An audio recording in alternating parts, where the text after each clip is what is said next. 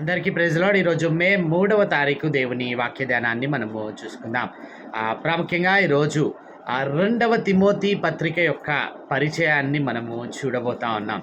ఇక్కడ మనం ఆలోచించినట్లయితే పౌలు ఏ సందర్భములో ఈ 2వ తిమోతి పత్రికను ఆయన రాసి ఉంటున్నాడు అనేటటువంటి విషయాన్ని మనం ఇక్కడ చూడబోతా ఉన్నాం. అంత మటుకే కాకుండా దీన్ని రాయడానికి గల ముఖ్య ఉద్దేశము ఏమై ఉంటుంది అనేటటువంటి ఆ విషయాన్ని కూడా మనము చూడబోతా ఉన్నాం. ఇక్కడ మొదటగా బ్యాక్గ్రౌండ్ కనుక మనం చూసినట్లయితే పౌలు 2 మార్లు రోమా చెరలో ఆయన ఉండినట్లుగా మనం ఇక్కడ గుర్తించగలగాలి. మొదటి చెర ఇక్కడ మనము గమనించినట్లయితే ఆయన హౌస్ అరెస్ట్లో ఉండేటటువంటి చెర. హౌస్ అరెస్ట్ అనగానే ఆయన ఆ రోమాలోని ఒక ఇంటిలో బంధించబడి అక్కడ తన యొద్దకు వచ్చేటటువంటి వారికి ఆయనను కలుసుకునేటటువంటి ఆ వెసులుబాటుతో కూడినటువంటి ఆచరగా మనం అక్కడ గుర్తించగలుగుతూ ఉంటాం. అంటే ఆయన యొద్దకు ఎవరైనా రావాలని అనుకుంటే ఆయనను వచ్చి కలిసి ఈయన ప్రకటించేటటువంటి సువార్త అట్టి వారికి ఆయన ప్రకటించినట్లుగా మనం చూడగలుగుతూ ఉంటాం.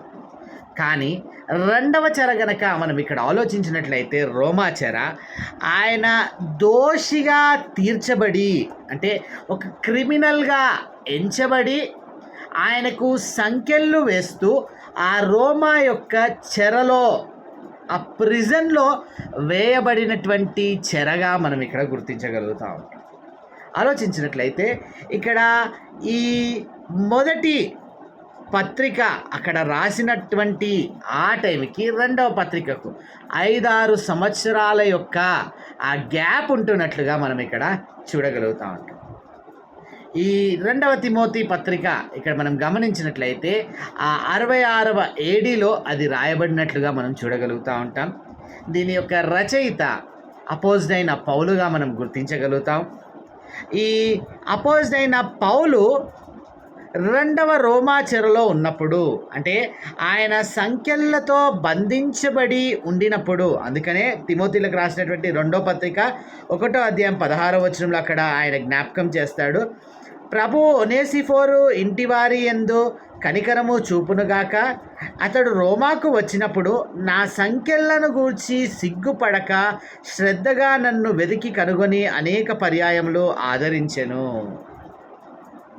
కాబట్టి ఈయన 2వ మారు వచ్చినప్పుడు సంఖ్యలతో బంధింపబడినటువంటి ఆ స్థితిలో, అంటే ఇక్కడ స్పష్టంగా ఈ తిమోతికి రాసినటువంటి 2వ పత్రిక రాసేటప్పుడు ఆయన సంఖ్యలతో బంధించబడినటువంటి స్థితిలో ఉండినట్లుగా మనం ఇక్కడ గుర్తించగలం. సేమ్ హౌస్ అరెస్ట్ ఇక్కడ మనం గమనించినట్లయితే, కాకపోతే ఇప్పుడు ఆ సంఖ్యలతో బంధించబడినటువంటి స్థితి, ఇంకా ప్రాముఖ్యంగా చెప్పాలంటే ఆ సైనికులు కూడా అతనికి కాపలా ఉంటున్నటువంటి స్థితిగా మనం ఇక్కడ చూడగలుగుతూ ఉంటాం. ఇంకా అక్కడ బ్యాక్గ్రౌండ్ కనుక మనం ఆలోచించినట్లయితే నీరో చక్రవర్తికి ఆయన క్రైస్తవుల ఎడల ఒక అత్యుత్తమమైనటువంటి హింసను కొనసాగిస్తూ వారిని ఆయన బహుగా హింసిస్తున్నటువంటి ఆ ప్రారంభ దినాలుగా మనం ఇక్కడ గుర్తించగలుగుతాం. ఇట్టి సమయాల్లో ఆయన తిమోతికి రాస్తూ ఈ పత్రికను అందిస్తున్నట్లుగా మనం చూడగలం.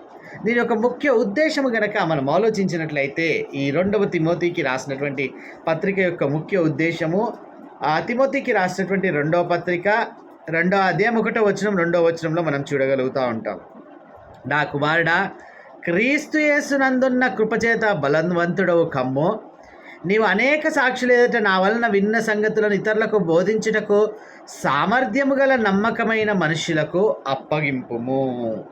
2 విషయాలను ఈ పత్రికలో మనం గ్రహించగలుగుతూ ఉంటాం. మొదటిది ఆయన విశ్వాసములో స్థిరముగా ఉండడము. 2వది ఆ పరిచర్యను ఇక్కడ మనం ఆలోచించినట్లయితే ఆ నేటి దినాన అనేకమైనటువంటి సంఘాలకు ఇట్టి కొరత కలిగి ఉంటున్నట్లుగా మనం చూడగలుగుతూ ఉంటాం.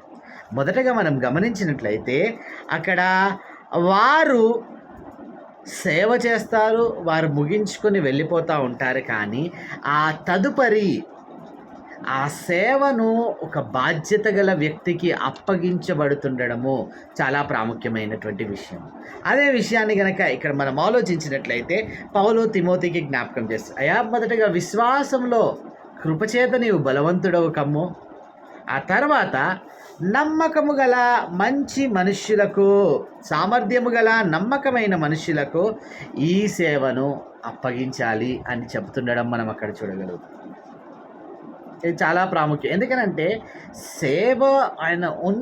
సేవకుడు ఉన్నంత కాలం జరగడము ప్రాముఖ్యమైన విషయము కాదు, కానీ ఆ తర్వాతి కాలంలో అది ముందుకు ఆ విధముగా కొనసాగడం చాలా ప్రాముఖ్యమైనటువంటి విషయం. ఇక్కడ ఈ రీతిగా మనం ఇక్కడ గుర్తించగలుగుతూ ఉంటాం. ఇంకా మనము అక్కడ ఆలోచించినట్లయితే ఇందులో ప్రాముఖ్యంగా రాయబడినటువంటి అంశాన్ని కూడా మనం చూసి ఉన్నాం. ఆ పుస్తక విభజన గనక మనం అక్కడ చూసినట్లయితే, ఇక్కడ గమనించినట్లయితే పుస్తక విభజన గనక మనం ఇక్కడ చూసినట్లయితే 2వ తిమోతికి రాసినటువంటి పత్రిక 2వ అధ్యాయం మొదటి 2 వచనాల్లో అక్కడ శుభములు తెలియజేస్తున్నట్లుగా మనం చూడగలుగుతూ ఉంటాం. అలాగే ఆ తర్వాత 2వ అధ్యాయము 2వ తిమోతి 1వ అధ్యాయం 3వ వచనం నుంచి 7వ వచనం వరకు అక్కడ కృతజ్ఞతలు తెలియజేస్తున్నట్లుగా మనం చూడగలుగుతూ ఉంటాం. అలాగే మొదటి అధ్యాయం 8వ వచనం నుంచి 10వ వచనం వరకు గల వాక్య భాగంలో అక్కడ పౌలు తిమోతికి తెలియజేస్తున్నటువంటి విషయం, ఈ హింసలలో అంటే సువార్తకు సంబంధించినటువంటి తానేదైతే హింస పొందుతూ ఉన్నాడో అట్టి హింసలలో తనతో కూడా పాలిభాగస్థుడు అవ్వాలని అక్కడ హెచ్చరిస్తున్నటువంటి విషయాన్ని మనం అక్కడ చూడగలుగుతూ ఉంటాం. ఇంకా అక్కడ మనం ఆలోచించినట్లయితే 11వ వచనం నుంచి 18వ వచనం వరకు మొదటి అధ్యాయంలో అక్కడ చెప్పబడినటువంటి విషయం, పౌలును ఒక మాదిరికరంగా అనేక మంది చేత తిరస్కరించబడినటువంటి వాడుగా, తిరిగి ఒనేసిఫోరు ద్వారా ఆదరించబడినటువంటి వ్యక్తిగా అక్కడ పౌలు తన మాదిరిని తిమోతికి అక్కడ జ్ఞాపకం చేస్తూ ఉన్నాడు.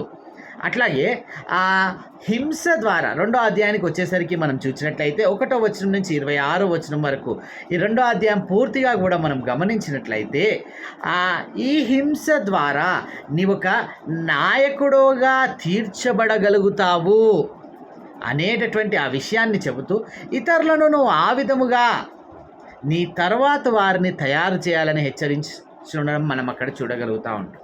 అలాగే 3వ అధ్యాయం మొదటి 9 వచనాల్లో కనుక మనం చూసినట్లయితే తప్పుడు బోధకుల యొక్క గుణలక్షణాలను అక్కడ చెబుతుండడం మనము చూడగలుగుతూ ఉంటాం. అలాగే 3వ అధ్యాయం 10వ వచనం నుంచి 17వ వచనం వరకు మనం గమనించినట్లయితే అక్కడ పౌలు ఒక హింస పొందేటటువంటి అపోస్తులుడుగా చూపించబడుతుండడం మనం అక్కడ గమనించగలుగుతూ ఉంటాం. ఇంకా మనం అక్కడ గ్రహించినట్లయితే 4వ అధ్యాయం మొదటి 5 వచనాల్లో మనం చూసినట్లయితే అక్కడ వాక్యము కొరకు హింస పొందడానికి, అంటే ఆ సువార్త ప్రకటన కొరకు హింస పొందడానికి ఎప్పుడు సిద్ధపడినటువంటి వారుగా ఉండాలని హెచ్చరిస్తుండడం మనం అక్కడ చూడగలుగుతా ఉన్నాం. చివరిగా పౌలు తన జీవితాన్ని జ్ఞాపకం చేసి మంచి పోరాటం పోరాడి తిని నా పరుగు కడముట్టించింది, అంటే నేను నా యొక్క సువార్త యాత్రను ముగించాను అని చెబుతూ అక్కడ 4వ అధ్యాయం 9వ వచనం నుంచి 22వ వచనం వరకు అక్కడ నీవు కూడా అటువంటి పోరాటముతో ముందుకు సాగాలి అనేటటువంటి ఆ విషయాన్ని జ్ఞాపకం చేస్తూ ముగింపు మాటలు చెప్పినట్లుగా మనం అక్కడ చూడగలుగుతాం. ఇది ఈ పుస్తకం యొక్క విభజన. ప్రాముఖ్యంగా మనం ఇక్కడ గమనించినట్లయితే తిమోతికి జ్ఞాపకం చేయబడినటువంటి the main purpose of this 2 Timothy, గమనించాల్సినటువంటి విషయాలను ఇక్కడ మనం గుర్తించాలి. విశ్వాసములో బలవంతుడవుగా ముందుకు కొనసాగడము, అట్లాగే రెండవదిగా ఆ తర్వాత